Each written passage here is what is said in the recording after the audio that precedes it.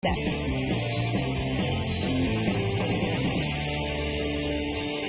good evening and welcome to Tucker Carlson Tonight. For months, you've watched politicians and journalists assert with confidence that last November's election was, in fact, a sham. It was not a wake-up call to the political elites. It wasn't a cry for help from a crumbling American heartland. It certainly wasn't a sign that our ruling class is corrupt or our government is in need of major reform. It was none of that. It was instead a fluke secretly engineered by the Russian government because they're evil and they hate our values. Well, so far there has not been much proof that any of this actually happened, any proof at all. But we did just learn tonight from the Washington Post that President Trump, brace yourselves, sat with Vladimir Putin at dinner during the G20 summit recently, which may be a felony. We'll be following that story. But in any case, all of this Russia narrative has utterly changed the rules here in Washington, maybe forever. The Russians are now our chief enemy. Americans who have contact with them, any contact at all, are committing treason. That's the subtext. Here it is, explicitly stated. This is Congressman Mike Quigley, Democrat of Illinois, explaining the new rules. I think what we're learning with the Trump Jr. meeting is when you meet with any Russians, you're meeting with Russian intelligence and therefore President Putin. In other words, there is no innocent contact with Russia. It doesn't exist. Any meeting with any Russian is a meeting with Putin himself. Okay, what does that mean for Hillary Clinton? In 2010, while she was Secretary of State, serving as Secretary of State, Clinton publicly opposed sanctions on the Russian government. At the very same time, her husband, Bill Clinton, was paid $500,000 to deliver a speech in Moscow to a financial firm set to benefit from the removal of the sanctions his wife opposed. Bill Clinton was even thanked later by Vladimir Putin for that speech. Now, since we're doing the math here on this show, we can tell you that Bill Clinton's payday was 10 times greater than what General Michael Flynn received for a speech in 2015. Does that mean that Bill Clinton colluded 10 times as much as General Flynn colluded? Maybe we'll find out at his treason trial, presided over by Maxine Waters and the rest of Washington's new red baiters. Maybe Michael Starr Hopkins will be there, too. He's a Democratic strategist. He joins us now. Thanks for Mr. Hopkins, thanks for coming on. So by the new standards, which I should just say in case our viewers are not detecting sarcasm in my voice, just a little bit, I think are appalling and stupid. But those are the standards. I don't make the rules. Democratic members of Congress now do, and MSNBC. And the new rule is any contact with Russia is contact with Vladimir Putin himself, and therefore treason.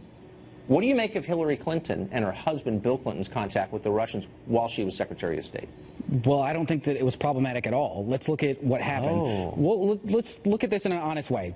It's not the contact itself that was problematic. It's the fact that Flynn lied. Bill Clinton gave a speech in Moscow, and that in and of itself isn't illegal. It's the fact that Michael Flynn lied. Bill Clinton admitted that he gave that speech. Hillary Clinton was Secretary of State at the time. And I appreciate that was a game effort. But Mike Flynn lied to members of the administration who then told the truth to the American public. And he lied on his security clearance document. But that was immediately rectified by the administration you think should be driven from office because of their contact with Russia. When you say immediately, what do you mean? It was only after he was confronted with lying on that document. Confronted by the people he worked for in the Trump administration. So I'm not defending Trump. I'm merely saying, but by the standards you've set up just a second ago, that doesn't make any sense. So let's get to the core of it, not who lied or who told the truth, but who did what. If meetings with the Russian government and a public position against sanctions is prima facie evidence of disloyalty to your country, and that's what Democrats are saying. That's not what Democrats are saying. Well, then what are they saying? Hillary Clinton was Secretary of State, and she, on multiple occurrences, met with the Russian government. That in and of itself is not a crime. She was a public governmental official. Absolutely. It's her job to do that. Exactly. But what becomes problematic is when you have Donald Trump Jr. meeting with the Russians, or when you have Paul Manafort meeting with Russians and not disclosing that. It's the lies that get people in trouble, not the meeting. So it's not the meeting. So it's actually Congressman Quigley was himself lying when he said that any meeting with Russians is in fact a betrayal of your country in a meeting with Vladimir Putin. But what do you mean? Well, that's not specifically what the congressman said, but I get your point. I can read the quote for you. He said, meeting with Russians is meeting with Russian intelligence and therefore Putin. I think that's a verbatim quote. I think that there was a couple more words in there, but I get your point. Okay, Democrats should be careful when they're talking about meeting with Russians and aligning that with a crime. I'm a criminal defense attorney by nature, and crimes are very specific things. Okay, then how about this, an immoral act? You will concede that is the textbook definition of McCarthyism, isn't it? It's guilt by association. It's saying you know someone who knows someone else, this and therefore Republican you're Party, and immoral. especially this president, has been pushing for the last at least 18 months, this idea that we can demagogue all different kinds of groups and that somehow makes it legitimate just by the action of our president becoming president. When the ranking Democrat in the House, Nancy Pelosi, makes that case, when Maxine Waters of Los Angeles makes that case, when Mike Quigley of Illinois make that case, somehow it's the Trump administration. Okay, let's leave partisanship behind just really quick because I want to get to the core story. Perfect.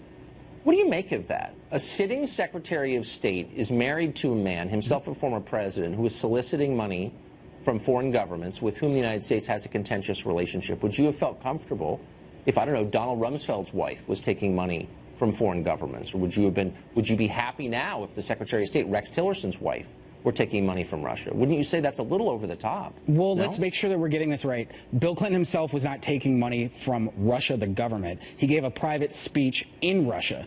But, you know, I'll acknowledge what you say. I don't like the idea of politicians, whether they be Democrat or Republican in this environment, giving speeches in Russia I don't either. And I didn't like it when Mike Flynn did it, though he was not an office holder at the time. But I guess you're conceding something that kind of blows up the entire Russia story, which is because not every person with Cyrillic letters in his name is working for Vladimir Putin. And you just conceded that. Thank you for just saying something normal. When Democrats have gone to Russia or given speeches in Russia, had conversations with Russians, we're honest about it. If Republicans would stop lying, if Paul Manafort, if Michael Flynn, if Jared Kushner, if Donald Trump Jr. would stop lying, then we could create a situation where we would have a reason to trust that there's an honest discourse going on. That's not where we're at. But I mean, I'm not even going to contest that. I mean, I think it's a silly point, but I just want to get to the core point. Come on, that matters, though. When you have the senior members of the campaign lying about meeting with Russians. I'm much less interested in the Trump administration and much more interested in Russia, the country, which has a ton of nuclear weapons, and our relationship with them. And so I just want to establish, and we'll end it really quick, but that it is okay as an American citizen, a faithful American, to talk to Russians and to have opinions that maybe aren't the same opinions as the majority. So, like, you could be against sanctions, as Hillary was. You could meet with Russians, as her husband did, even if they have ties to Vladimir Putin. And that doesn't make you a disloyal American. Is that what you're saying? No, yes, that is what I'm saying. You can meet with Russia and have conversations, especially as Secretary of State or as former president, as long as you're honest about those. But let's not pretend that that's what the Trump administration has done. What they did is totally different. Yes, they've lied. lied. Money they've from the lied. Russians. They've broken federal codes twice. Obstruction of justice, foreign donations, soliciting foreign donations. That's a real thing. It's Groundhog Day here on the show. But I'm glad we got to that. Michael, thank you for joining us. Hey, thanks for having me. Well, for more on the Clinton family's interaction with Russia, a big deal or not, we're joined by Fox senior political analyst Brit Hume. Brit, is this a big deal? Well, we knew about this. This is not new news. We've known about this for some time, and I think it's fair to suggest that when this came out, along with so much else about Hillary and Bill Clinton and the way that they raised money and all the problems with the Clinton Foundation, that those things went into the mix of public opinion, and the result was that Hillary Clinton lost the election. Now, we can't draw a straight line between any one revelation and the fact that she lost the election, but that's what was out there. So it's, it may have helped prevent her from becoming president.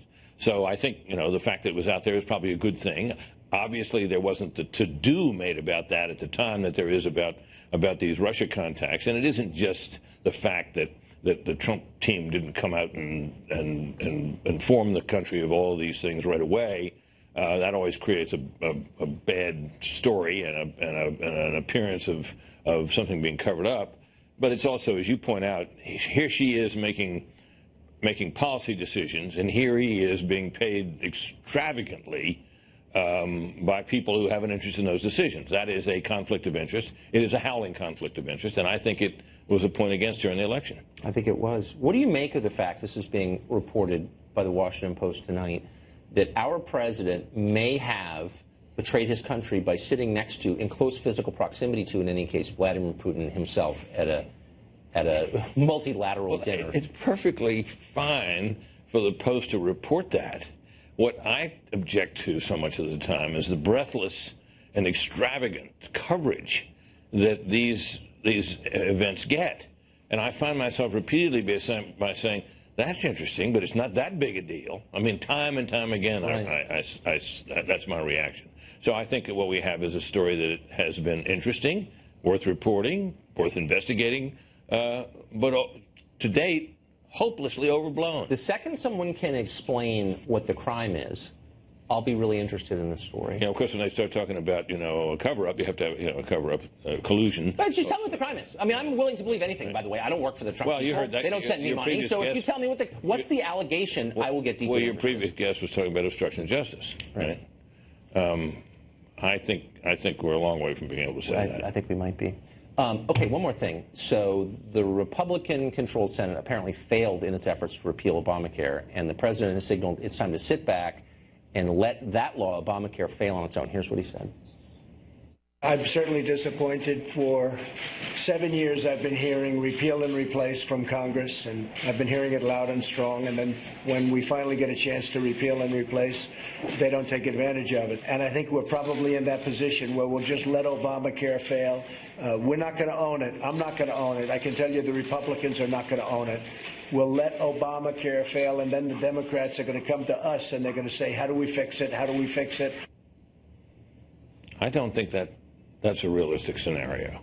If you have both houses of the Congress and the White House, and your party has been elected on a promise to fix this law which was so unpopular, and you don't do that, and the negative consequences of that law take full effect, the idea that you can escape responsibility for that, I think, is politically nuts.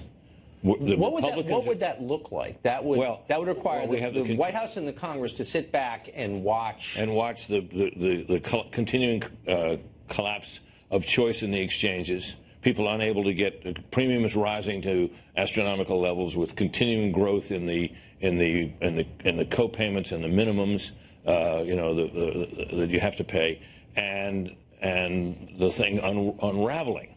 And I don't think it's politically tenable, particularly if you have control of all parts of the government, to let that happen and pretend you can blame somebody else. Someone else set the house on fire. I'm letting it burn. Right. Well, the other thing is, who would you then blame? The people who are in charge when the law passed? Seems to me they've already gotten blamed. They got turned out of power, right? Their party got turned out of power. They lost control, first the House and then the Senate. Now these people are in power, and they can say, well, look, this was their problem, we didn't fix it, so don't blame us. No, it doesn't work that way, and it won't. And and Tucker, make no mistake about that, if they don't find a way somehow, and I don't know what it would be at this stage, to turn this around and get something done on this will be a colossal failure, historic failure, because the reasons that are being given by these members for not being willing to vote for this, we have members of the Senate now who are prepared to keep a vote to repeal Obamacare from even coming to the floor. Now, they're free to vote against it. They want to block its consideration. These are people, in some instances, who voted for that very repeal within the last 2 years. Right. I mean, I don't see how this is politically defensible on their part. I don't either. Britt Hume, thanks. Thank you, Tucker. Up next, a Minneapolis woman called the police to report a possible crime and somehow wound up dead herself, shot by a police officer. What happened? We've got some breaking news on that. We're going to fill you in a minute. Plus, a man who murdered a U.S. soldier just became a multi-millionaire courtesy of the Trudeau government in Canada. Just ahead, we'll talk to a soldier who was gravely wounded while fighting that man. Stay tuned.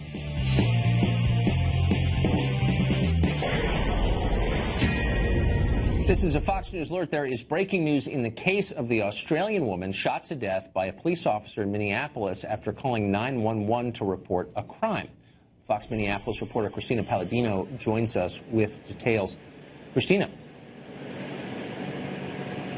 Tucker, this is the alleyway here in southwest Minneapolis where 40-year-old Justine Damon was shot and killed by a Minneapolis police officer. She was shot just a few doors down from her home on Saturday night. We understand that Damon was calling to report a possible assault happening in this alleyway. Now, we just got an update from the state agency investigating. They tell us that the two officers were patrolling in their car with their lights off when Damon came out of nowhere nowhere and startled both of them. We understand that 31-year-old officer Mohammed Noor was in the passenger seat. He is the one who shot Damon in the abdomen. She died on scene. Investigators say she did not have a weapon on her, and the body cameras of the police officers, as well as their SWAT camera video, were not turned on. Now, Damon, she moved here from Sydney, Australia 3 years ago to be with her fiance. She was set to marry him next month in Hawaii. We've lost the dearest of people, and we're desperate for information. Piecing together Justine's last moments before the homicide would be a small comfort as we grieve this tragedy. The death of Justine is a loss to everyone who knew her. She touched so many people with her loving and generous heart. Now, Noor has apparently refused to be interviewed by state investigators. The other officer, Matthew Hannity, has already sat down with detectives. Noor has been on the force for about 2 years. He's the first Somali-American police officer to be in this precinct, but he already has 3 citizen complaints filed against him. One was closed without discipline. The other 2 remain open, and we are attending a press conference in the next few minutes to hear from the assistant chief, the mayor, and other council members as well. Tucker? Thanks, Dr. Christina. We appreciate it. Well, there's a lot going on in this story and a lot we don't know. Mohammed Noor was an immigrant from Somalia. Is that a relevant fact? We don't know. But it's being treated as one by many news organizations. How do you know that? Because they're not reporting it. The Washington Post, for example, did a long piece on this shooting and made no mention of Noor's nationality or immigration status. They never even mentioned his name. They wrote an entire story about this and never mentioned the cop's name. Why is that? Vincent Hill is a former Nashville police officer, and he joins us. Mr. Hill, thanks for coming on tonight. So it seems odd. A bunch of things about this seem odd to me, and maybe they're significant and maybe not. First, how common is it for a police officer to shoot someone through the door of a vehicle? Well, Tucker, thanks for having me on. It's very uncommon for a police officer to shoot outside of a vehicle from the inside. Most departments forbid it. So I question what made this officer, Officer Noor, believe that there was an imminent threat against either his life or his partner's life to shoot 3 times inside that vehicle and strike Ms. Dedman. I really question that. It seems bizarre. Now, the second notable fact, it seems to me, is the body cams and the dash cam. So at least 3 cameras present, none of them on, either during the shooting, before the shooting, during the shooting, or after the shooting. Why would that be? Well, Tucker, I don't want to speculate. There could be several reasons. Of course, body cams in general are very new to most police departments across this country. I believe Minneapolis has only been using body cams for about a year. So when officers are approaching a scene of a call, they have a lot that they're thinking about. It could be that the body cam was not one of those. I don't know why the dash cam, if it was available, wasn't on, because, of course, you're responding to a crime or reports of a crime. So at least the dash cam in itself should have been on. Now, I always give cops the benefit of every doubt because it's a really hard job and a dangerous job. And so maybe this isn't meaningful, but you tell me what you think. This guy had been on the force for 2 years. He had 3 complaints against him. Does that seem like a lot? For someone to have only been on a department for 2 years, it definitely seems like a lot, especially the last one, I believe, was this past May. So here we are just 2 months removed from that, and now a young lady is dead, and it's very tragic. So I really question what those reports actually said. Was it something that the department should have said, hey, maybe this officer is not fit for duty? So you have to question that. Yeah, you certainly do. Can you, and again, there's a lot we don't know, and I can't stand it when people speculate irresponsibly. But since you've done this job, can you think of a scenario in which what happened or what we know happened makes sense? Tucker, I've thought about this all day, and the only thing I can speculate from an officer point of view is there was something that made that officer believe there was an imminent threat against his life. I think there's reports now that there may have been a loud noise by the vehicle. There's reports that she startled these officers. But we have to take into account they received a call that a female was probably being sexually assaulted. So common sense should kick in and say, well, is this possibly the victim, or is this the 911 caller? I know when I've answered 911 calls, I always wanted to speak to the caller to get their perspective, to see if there's a suspect, to see if we need to set up a perimeter. So I don't understand what led this officer to believe not only did he have to take her life, but if you think about it, he put his partner's life in jeopardy by shooting across him. It's unbelievable.